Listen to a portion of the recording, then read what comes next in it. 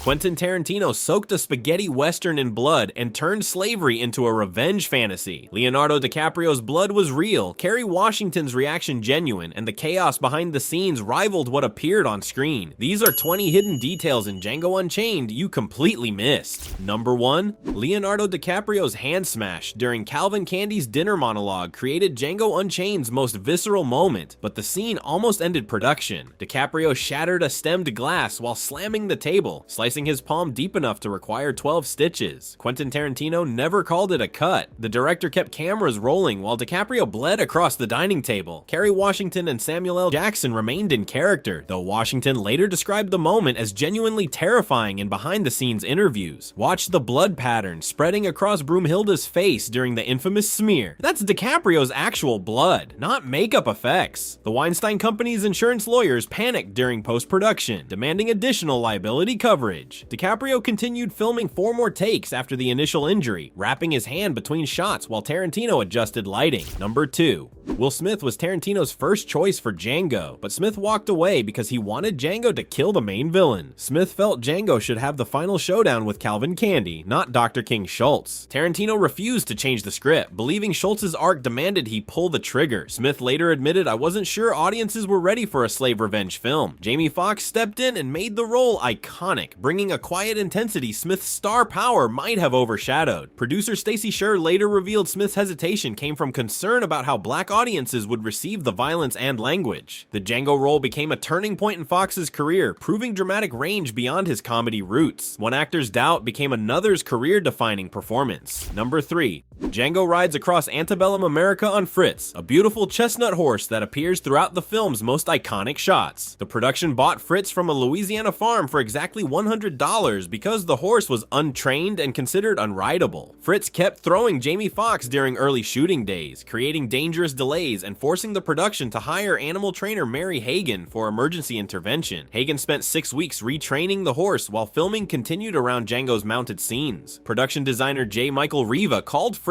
the most expensive $100 purchase in cinema history. The original horse budget allocated $50,000, but Fritz's behavioral problems inflated actual costs to $127,000. Watch Django's first riding scenes carefully. Stunt doubles appear in approximately 80% of those shots. Number 4. The Ku Klux Klan bag scene, where masked riders complain about not being able to see, was improvised by Jonah Hill and the other actors on set. Tarantino wrote a tense raid sequence, but the actors started riffing about their poorly made masks during rehearsal. Tarantino loved the comedic absurdity and told them to keep going, recognizing gold when he heard it. What was meant to be a straightforward ambush became one of the film's most memorable scenes. The improvisation turned the KKK into bumbling fools, stripping them of menace through mockery. Cinematographer Robert Richardson captured the scene in one long take to preserve the natural rhythm of the improvisation. Humor became the most effective weapon against hate, and it happened by accident on set. Number 5. Django Unchained's hilarious KKK raid features bag-headed Klansmen complaining they can't see through their hoods, creating unexpected comedy. Jonah Hill improvised the entire "can't see" rant during filming, transforming a scripted action sequence into satirical comedy. Test audiences in November 2012 found the scene too comedic for the film's serious revenge themes. Producer Harvey Weinstein demanded the scene be cut entirely, insisting on historical accuracy. Tarantino not only kept the scene, but added 2 additional minutes of Klansmen bickering about their poorly constructed hoods. Hill worked for SAG minimum wage, approximately $60,000, just to appear in the film. Watch the background writers during the scene. Several keep breaking character and almost laughing at Hill's improvisation. The NAACP publicly praised the scene for mocking the Klan's stupidity. Number 6.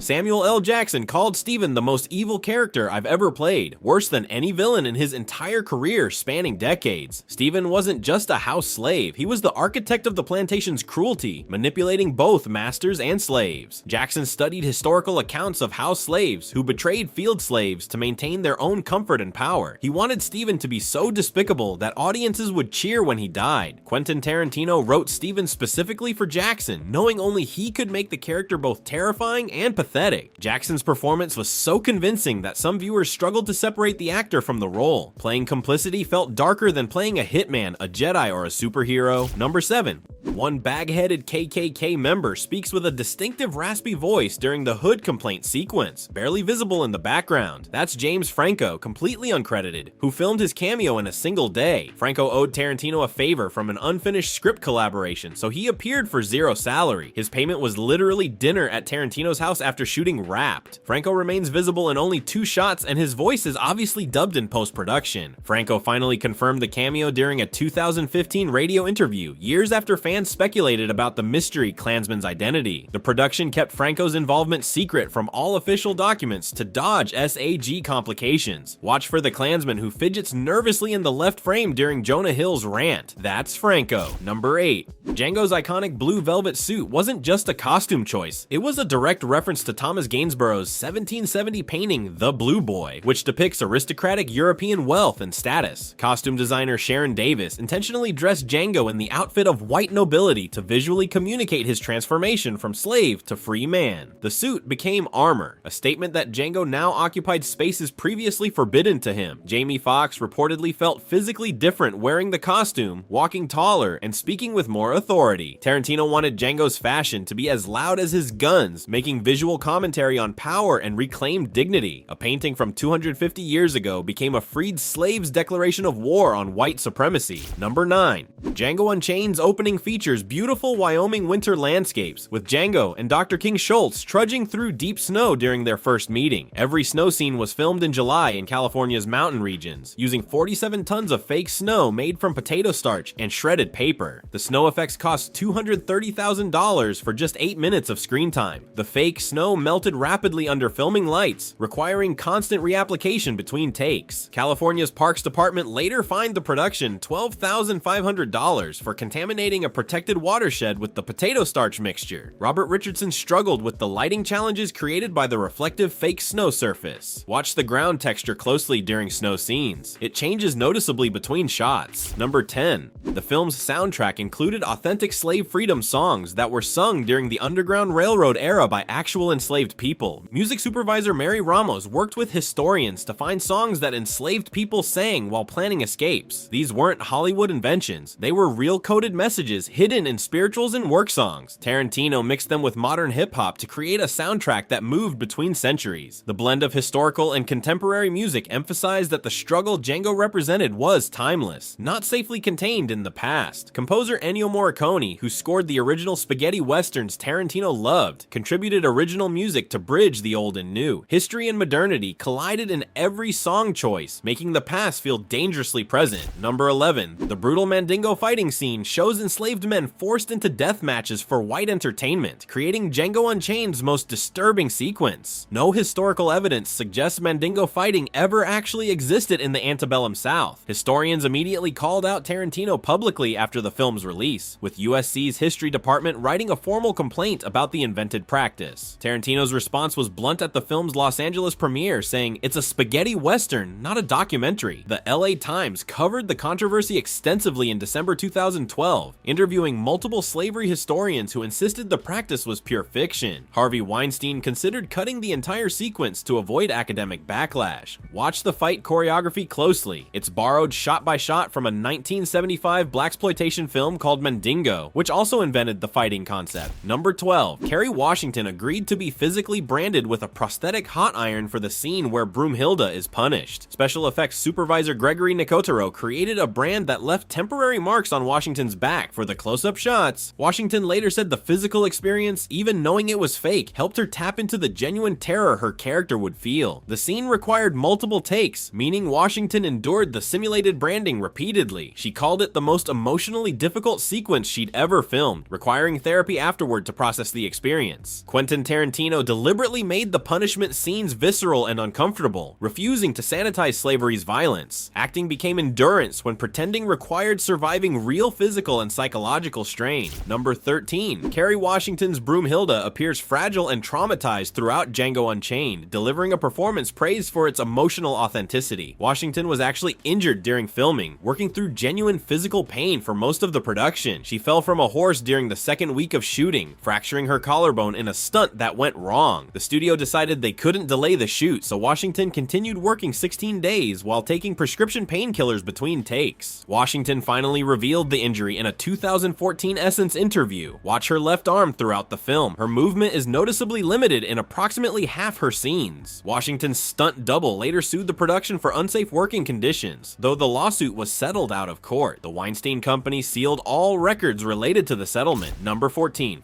Franco Nero, the original Django from the 1966 spaghetti western, appears in the Cleopatra Club scene. When he asks Jamie Foxx how to spell his name, it's a meta moment where the original Django meets the new one. Tarantino specifically wrote the cameo as a passing of the torch between Django actors separated by 46 years. Nero reportedly cried after filming the scene, overwhelmed by seeing his character reimagined for a new generation. The brief exchange contained decades of film history in a single conversation. Fox didn't know who Nero was until Tarantino explained the significance during rehearsal. Two Djangos, two eras, one name that connected Italian westerns to American slavery revenge in unexpected cinematic continuity. Number 15. Candyland's sprawling plantation mansion dominates Django Unchained's third act, its white columns and manicured grounds evoking authentic antebellum architecture. The entire structure was built specifically for the film in Wallace, Louisiana at a cost of $2.1 million. The production constructed a temporary plantation rather than filming at a historical site, because Louisiana's actual antebellum mansions carried too many preservation restrictions for Tarantino's explosive action sequences. J. Michael Riva and Mark Bensinger supervised construction that took 3 months to complete. The mansion burned down exactly 3 weeks after filming wrapped, deliberately destroyed by the production company. Louisiana Film Commission records document the construction and destruction timeline. Watch any exterior shot of Candyland carefully. Modern power lines were digitally removed in every single frame. Number 16. Quentin Tarantino originally cast himself as the Australian slave tracker who gets killed by Django. After filming his scenes, he watched the footage and realized his performance was terrible and distracting. He recast the role with actor John Jarrett and reshot every scene. Tarantino's cameo as a baghead rider in the KKK scene was his compromise after removing himself from the larger role. He later admitted, "My ego wanted to be in the film, but my director's brain knew it would ruin the movie. Cutting yourself from your own film takes humility most directors don't have." The decision proved Tarantino valued the film's quality over his own vanity, a rare moment of restraint that improved the final product. Number 17. Will Smith turned down a $20 million offer to play the lead role. Smith's rejection stemmed from fundamental script disagreements. He wanted Django to personally kill Calvin Candie in the climactic confrontation, creating a more traditional revenge arc. Tarantino refused, insisting that wasn't the story he was telling, according to Entertainment Weekly's 2013 interview. The creative standoff delayed Django Unchained's production by 8 months while casting directors scrambled. Variety's production reports documented that Idris Elba, Chris Tucker, and Terrence Howard all tested for the role before Fox emerged as the final choice. Smith's creative differences accidentally saved the film's narrative structure. Django's revenge operates through proxy violence rather than direct confrontation. Number 18.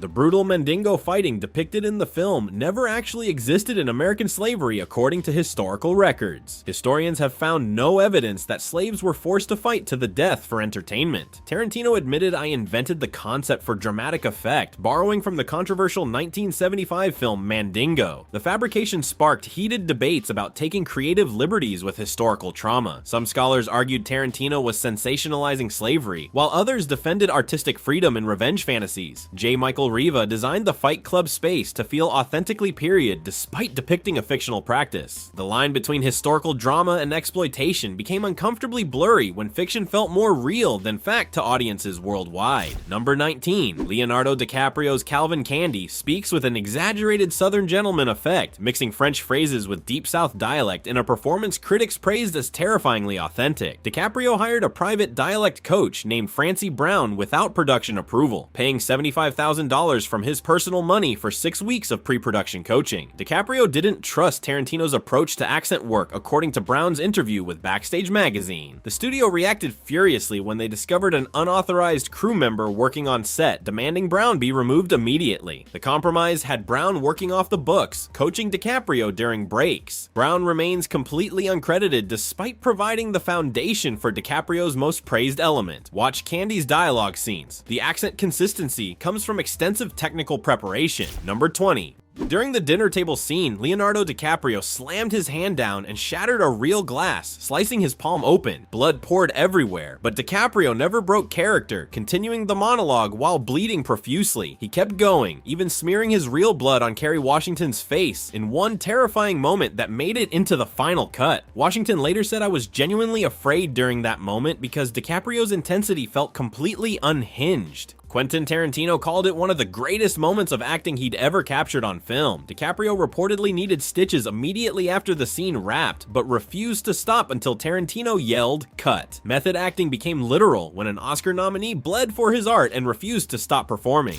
Django Unchained remains Tarantino's most controversial masterpiece, earning over $425 million worldwide. Behind the polished surface lay real blood, fractured bones, fake plantations, and invented history that sparked heated debates. Some details make the film richer, others more complicated. Which hidden detail surprised you most, and what film should we open next?